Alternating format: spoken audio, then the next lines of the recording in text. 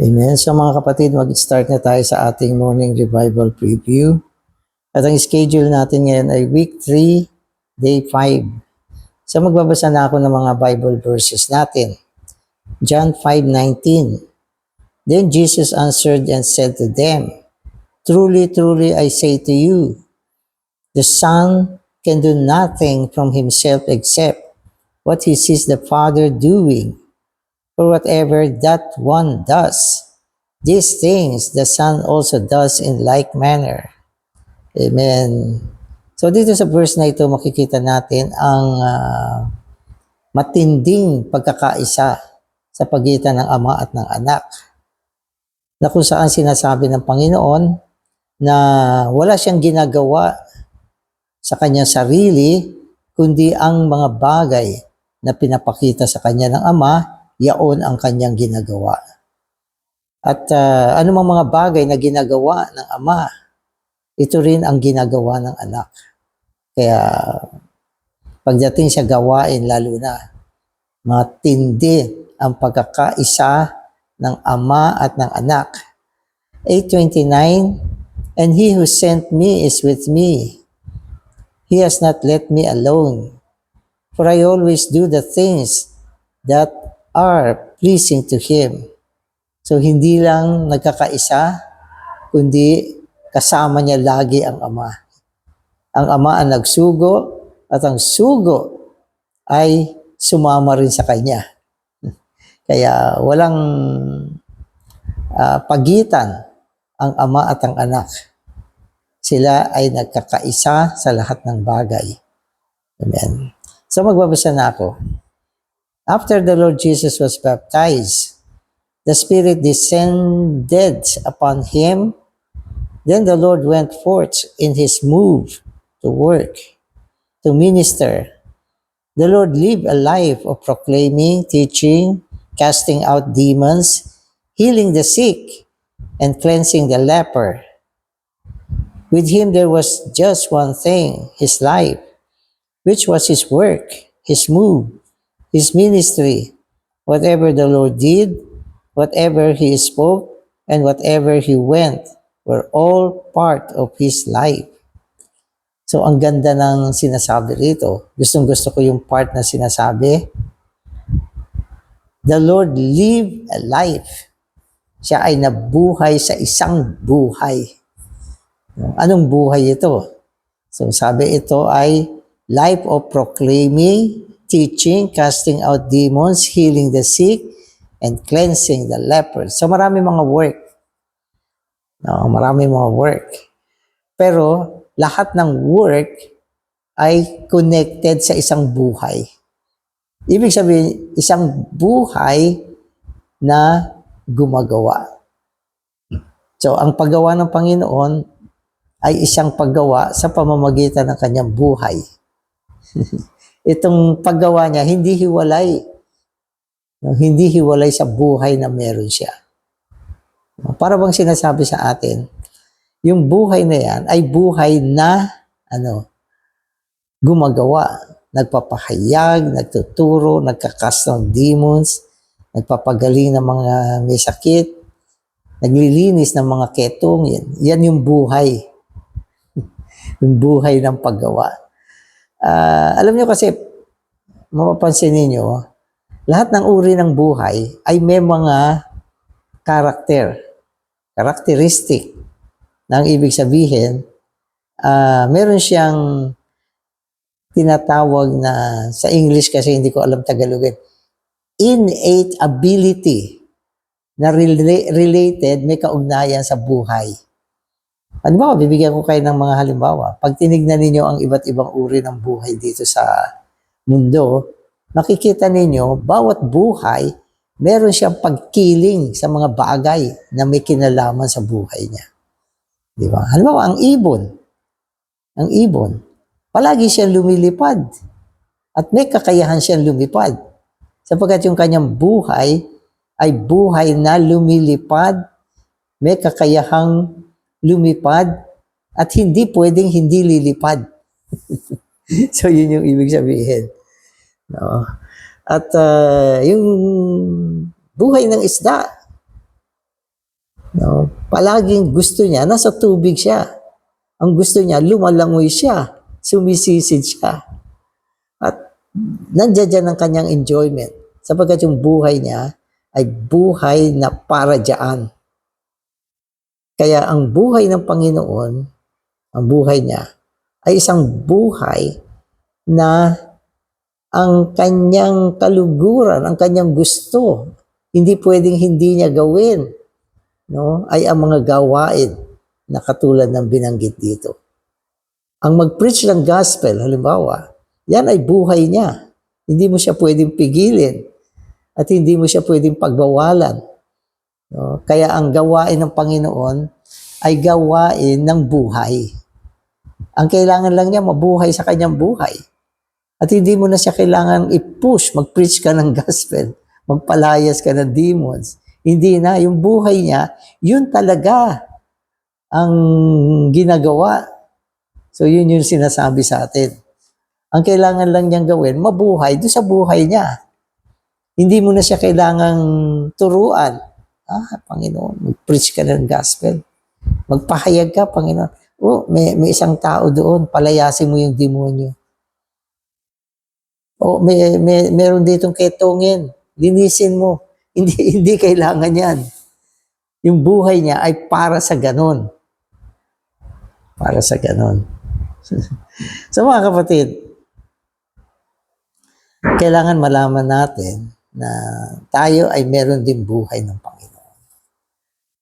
At bilang mga taong may buhay ng Panginoon, dapat tayo maglingkod sa Panginoon at gawin din kung ano yung ginagawa niya. No? At ang paraan ay mabuhay tayo doon sa buhay niya. Para lahat ng ito ay maging mga bagay na nagagawa natin ng kusang-kusa. Kung ikaw ay kailangan pang udyukan ng malakas, matindi, para gumawa, ibig sabihin, hindi ka nabubuhay sa buhay ng Panginoon. So, yun yung ibig sabihin nito. Halimbawa, isa kang full-timer. Full-time ka, nag-declare ka, magpo-full-time ka. Iniwan mo yung mga gawain mo. O hindi ka na nagtrabaho dahil ikaw ay full-timer. At alam mo na bilang full-timer, kailangan mo maglingkod at gumawa sa Panginoon. Pero kung ang iyong paggawa ay ayon sa mood, alam niyo yung mood, minsan ganado, minsan hindi. Minsan pinipilit yung sarili. Minsan kinakaladkad yung sarili sa paglilingkod. Ibig sabihin, hindi ka nabubuhay doon sa buhay na binigay sa iyo ng Panginoon. Sapagkat kung nabubuhay ka sa buhay na yan, ang iyong paggawa ay mga bagay na kusang ginagawa mula sa buhay. So, yun yung pinapakita sa atin. Amen. Kaya, meron lang isa ang Panginoon. Buhay lang. At yung buhay na yan ay ang buhay na gumagawa. Amen. So, today's reading na ako. Throughout his life, the Lord took satisfaction in God. He had no hope toward the world and did not expect to receive anything from it. His only hope was in God, and his only satisfaction was in God. He said that no one knows the Son except the Father, that he did not receive glory from men, that he did not come to do his own will, but the will of the one who sent him, and that he always did the will of the one who sent him. Our Lord had God's will as his satisfaction all his life. Amen. So ang Panginoon kasi ang pinakamainam na huwaran natin. At makita natin ang kanyang buhay, no, at asam tayo na tayo ay maging katulad niya. Kaya binabanggit dito yung buhay ng Panginoon at pamumuhay niya nung siya ay naririto pa sa lupa. Alam mo, binabanggit sa atin na ang Panginoon Meron lang siyang kasiyahan sa Diyos. Ang kasiyahan niya ay ang Diyos lang. Kung hindi ang Diyos, wala siyang kasiyahan. Hindi siya tumanggap ng anumang bagay mula sa sanlibutan. Sa sanlibutan, hindi siya umasa. Okay? Hindi siya tumanggap ng anumang bagay sa tao. At hindi niya nilagay ang kanyang pag-asa sa sanlibutan. Ang kanyang kasiyahan ay ang Diyos lang. At sinasabi sa atin na hindi siya tumanggap ng kaluwalhatian mula sa Diyos, mula sa tao, kundi sa Diyos lang. No? At lagi niyang isinasagawa ang kalooban ng Diyos. No? At ang kanyang kaluguran ay ang Diyos lang. This is why he was not disappointed no matter how people, events, and things in this world change. Those who take their satisfaction in God will never be disappointed. So sa Panginoon, walang pagkadismaya. Ganda. Hindi siya nadidismaya sa anumang bagay sa kanyang kapaligiran. At maging ang mundo nagbabago, hindi siya nadidismaya. Sapagkat ang kanyang kaluguran ay ang Diyos lang. Kapag ang iyong kaluguran ay hindi ang Diyos, madali kang madismaya. Hindi ka nasisiyahan sa mga bagay-bagay. Kasi hindi mo kinuha ang Diyos bilang kasiyahan mo. Kaya pag nagkaroon ng mga pagbabago, katulad ng pagtuligsa, halimbawa ikaw ay tinuligsa, nako, maaapektuhan ka kasi hindi ang Diyos, okay, hindi ka nakalagak at nakatuon sa Diyos bilang kakontentuhan mo. Kaya madali ka mawalan ng gana, madismaya, masaktan, ma-offend, mawalan ng gana sa mga bagay ng Panginoon.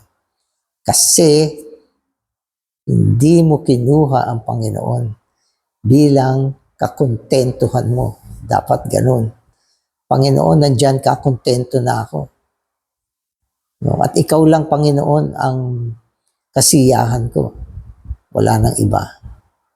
Pag ganun, anumang bagay na dumating sa buhay mo, hindi ka magagalaw, hindi ka maapektuhan, hindi ka madidismaya. Kaya sa Panginoon, walang disappointment.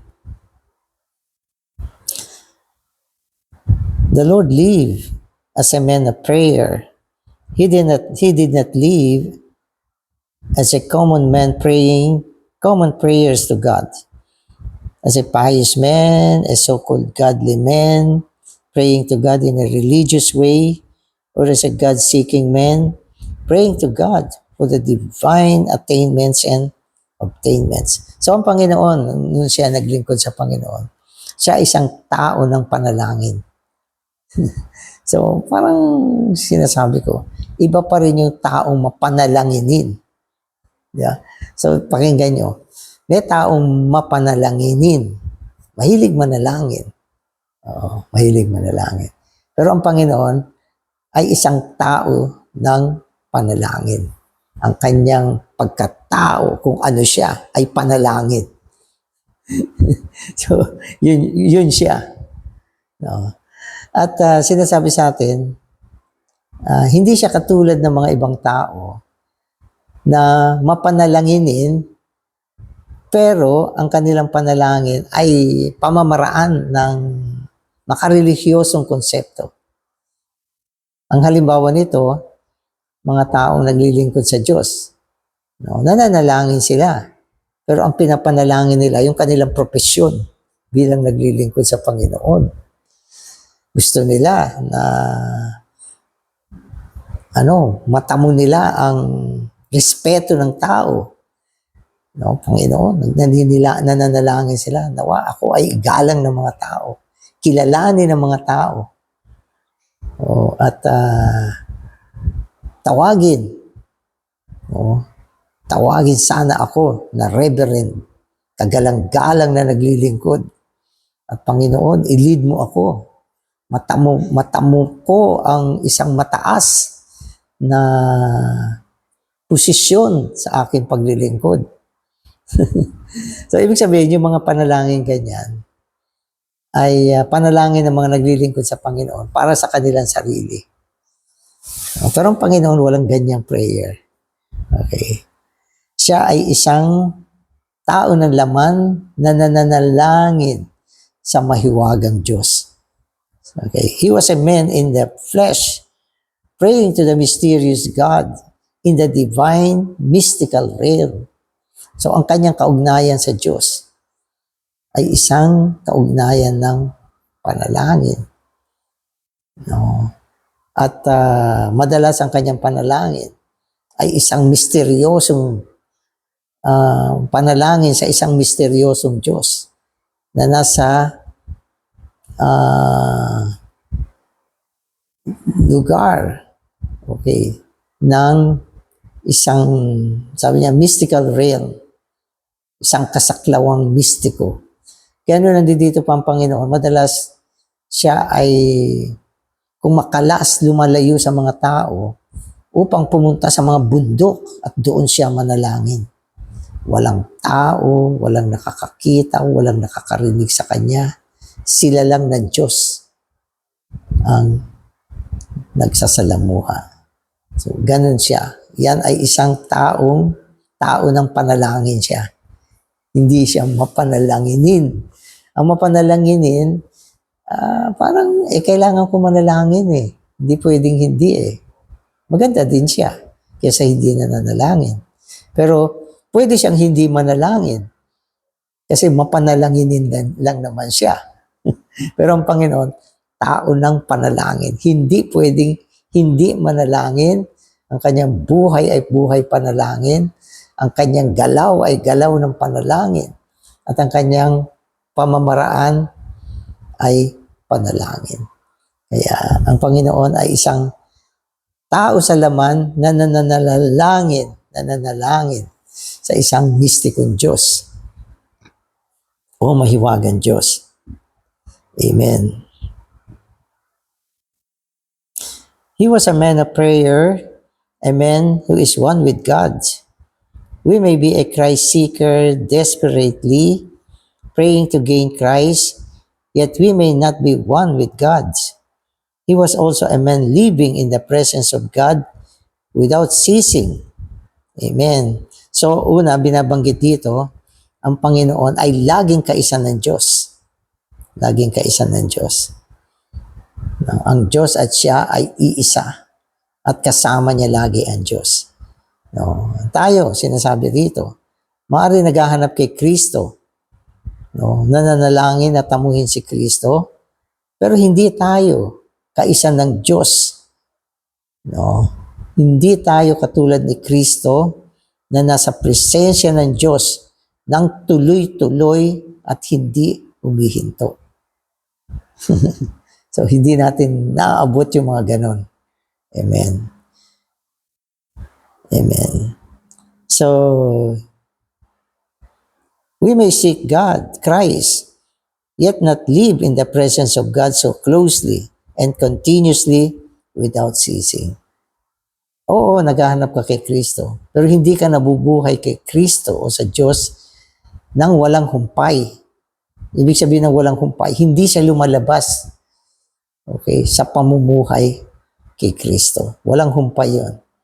Kaya minsan ginagamit sa Biblia yung mga salitang without ceasing, unceasingly, without ceasing, walang tigil, walang humpay, tuloy-tuloy.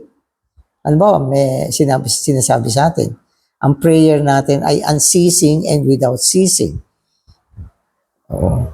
Kaya mo bang gawin yan? Madalas hindi natin magawa yan. Pwede bang gawin yan? Pwede. Sinabi ng Biblia walang humpay na panalangin. So, yung mga sinasabi sa atin dito, hindi natin naaabot, hindi natin nagagawa mga bagay na walang humpay. Halimbawa, nasa presensya ng Diyos na walang humpay, hindi tumitigil. Pero lahat ng ito, nakita natin sa Panginoon. Kaya siya ang ating huwaran. Amen. Also, he's trusted in God and not in himself under any kind of suffering and persecution. Amen. So, anong sinasabi rito? Sa lahat ng situation, nagtitiwala lang siya sa Diyos. Hindi siya bumibitaw. Lahat ng situation, nagtitiwala siya sa Diyos. Amen. 1 Peter 2:23b says that in the midst of his suffering, he did not speak threatening words, but keep committing all to him who judges righteously. Amen. Lalo na sa panahon ng pagdurusa, mahirap magtiwala sa Diyos. Pag ikaw ay nasa pagdurusa, mahirap magtiwala sa Diyos. Pero ang Panginoon, sa panahon ng kanyang pagdurusa, nagtitiwala siya at nilalagak niya lahat ng bagay sa Diyos. At tinuturing niya na ang Diyos ay isang matuwid na hukom na siyang gagawa, na siyang hahatol. Hindi siya humahatol.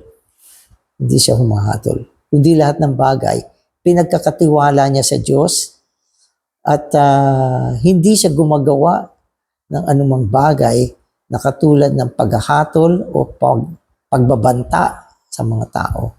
Naku, pag hindi kayo tumigil, no? Paparusahan kayo. Hindi niya ginagawa yung mga ganun salita. Hindi siya nagbabanta. Kundi, pinagkakatiwala lang niya ang lahat ng bagay sa Diyos na siyang matuwid na hukom. Ganyan ba tayo? Hindi ka ba nagre-react? Hindi ka ba nagagalit sa tao? Hindi ka ba nagbabanta?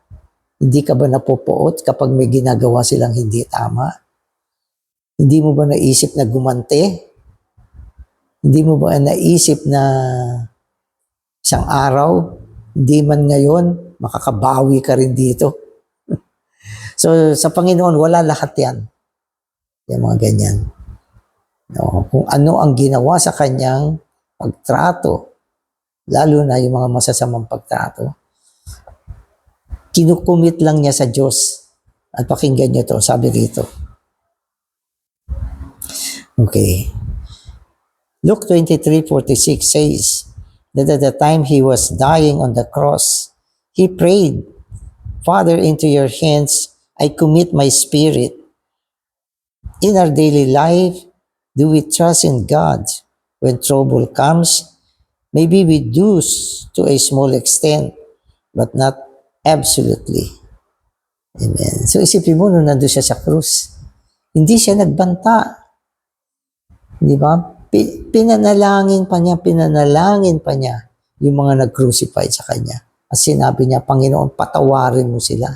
Hindi nila nalalaman ang kanilang ginagawa. At siya, kinumit niya yung kanyang espiritu sa kamay ng Diyos. Walang walang kalmado. Walang galit, walang pagkadismaya, kundi ganap na ibinigay niya lahat ng bagay sa Diyos. Kaya ito ay isang pagpapatuloy upang makita natin ang pamumuhay ng Panginoon nung nandito pa siya sa lupa. Matuto tayo. Learn Christ. Amen. Amen. So last part na ako. In John 14:30, the Lord said, the ruler of the world is coming, and in me, he has nothing. This means that in the Lord Jesus, Satan as the ruler of the world had no ground, no chance, no hope, no possibility in anything. Amen. So, ang Panginoon ay umiiral. Si Satanas umiiral din. Siya ang ruler of the world. Lahat ng tao sa mundo, kinukurap niya. Lahat ng mga tao sa mundo, pinaiikot niya. Kanyang ginagamit. Ano pa? Kanyang nilalansi. Siya ay tuso. Ang mga tao ay kanya nililinlang. Kinukurap. So, ganyan si Satanas bilang ruler ng sanlibutan. Pero sabi ng Panginoon, sa akin, wala siya. Wala si Satanas. Ibig sabihin nito, si Satanas ay walang anumang bagay na pwedeng gawin sa Panginoon. Hindi niya kayang ikurap ang Panginoon, bagamat sinubukan niyang tuksuhin. Hindi niya kayang pasunurin ang Panginoon. Hindi niya kayang linlangin, lituhin ang Panginoon. Sa Panginoon, siya ay wala. Wala. Ibig sabihin, ang Panginoon, walang kaugnayan sa Kanya. Andyan siya, pero wala siya. No? Wala siyang magawa at ginagawa sa Panginoon. Yan ang ibig sabihin. Sabi ng Panginoon, to me, He has nothing. Andyan siya, pero wala. Ibig sabihin, sa Panginoon, parang hindi siya umiiral. Si Satanas parang hindi umiiral. Nang ang Panginoon ay nandyan, saan man siya, nandoon. Amen. O ito, pakinggan nyo. If we are enlightened, we will admit that Satan has too many things in us. Oh, di ba? Sa Panginoon, wala. Pero sa atin, kung aaminin mo, ang daming ginagawa ni Satanas sa atin. Ang dami. May mga bagay na ginagawa siyang hindi mo nararamdaman o hindi ka conscious. Pero may mga bagay na ginagawa siya na alam din naman natin si Satanas. At may mga bagay na ginagawa siya na nakikipag-cooperate pa tayo sa kanya. Na alam din naman natin. No? At may mga bagay na ginagawa siya na pinapayagan na natin siyang gawin yun sa atin. Oh, ang dami. Di ba? O di ba, nagalit ka. Alam mo na nung nagagalit ka, si Satanas ang gumagawa. Pero tumigil ka ba? Hindi, nasagad ka. Oo. Amen. Amen. Okay. But here was a man of prayer who said that Satan, the ruler of the world, had nothing in him. Pero dinagdag dito, ang Panginoon ay tao ng panalangin. Kayahin natin siya. Sapagkat tayo may buhay niya, gawin natin yung sarili natin na tao ng panalangin. No? Kasi sa buhay natin, mga kapatid, kung tutusin, hindi naman natin gumawa para makaisa si Satanas. Tatlo ang bahagi natin. Pwede natin sabihin, ang espiritu lang natin, ang halos hindi niya magalaw. Sapagkat ang espiritu natin ay mingled. Nandiyan kasi ang Panginoon. Ang Panginoon ang proteksyon ng espiritu natin. Kaya hindi yan mapasukan ni Satanas. Pero lahat ng area ng pagkatao natin, napapasukan niya, pwede niyang gamitin. Subalit kung ikaw ay man of prayer, isang tao ng panalangin, no, magiging tigmak ka ng espiritu at halos hindi ka magalaw ni Satanas dahil ikaw ay isang tao ng panalangin. Ang Panginoon ay tao ng panalangin. Bagamat sa kanyang buong katauhan, hindi din siya pwedeng pasukan ni Satanas. Pero idinagdag pa natin na siya ay isang tao ng panalangin. Kaya si Satan, sabi ng Panginoon, to me, si Satan has nothing. Wala siya. Wala siya. Bakit maraming nagagawa si Satanas sa atin? Kasi hindi tayo na itatag sa pagiging tao ng panalangin. Kaya, Panginoon, gawin mo ko. Hindi lang nananalangin, hindi lang mapanalanginin, kundi isang tao ng panalangin. Amen. Okay. So, thus Christ was a man of prayer, a man who was one with God, lived in the presence of God continuously, trusted in God in his suffering and persecution, and in whom Satan had nothing. Amen. So, salamat Panginoon sa mga salita mo.